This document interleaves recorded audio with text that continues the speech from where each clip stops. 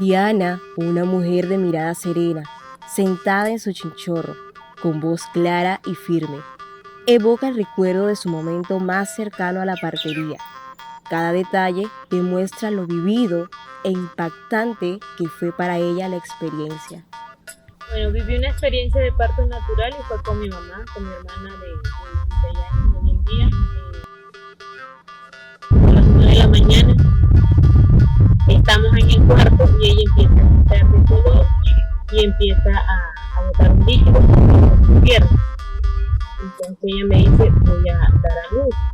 Llama a la señora Eulalia, que es la partera de la comunidad, al frente de ella en mi momento del parto.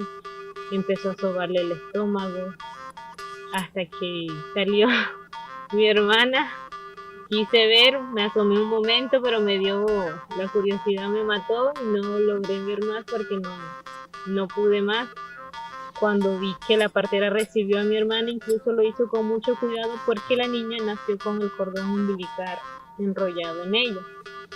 Entonces lo hizo con mucho cuidado. Ella en nuestra lengua explicaba de la razón por qué un bebé cuando nace así, que sería muy buena en un futuro para sembrar, que tendría buena mano. Estaba hablando del porvenir, del bienestar de la niña en eso. De niña más chiquita, recuerdo que tenía como unos 6, 8 años. Mis otros dos hermanos que siguen también nacieron en casa. Rosa López está sentada bajo la sombra de un frondoso árbol.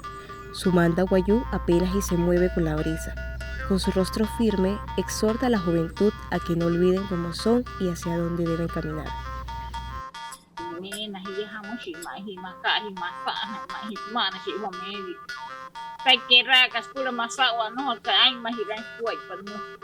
Iye hara saha kasan tintana kawe na hiye ha pa tu ma katang poros pa chu no ta hari akawe na hi no ho mo hi es nai ho ta rai lu sa hai tu wa kwai ma wai tu chu ko le no tu mo ni ho tai mai ai kara se na pu ta ya ra hu wa ni e ni e wan do sen ta ya ra hu wa ni hi pa chi ho u chi tai kare ha te nai ta to hai yo tin tai na ma no ho sa pa na chata ka kwai pa li porque sa pa ka di siya malin tu wakwai pa ka nai nai nai na mo nai ka mas ne rin na kwai te pa na ko le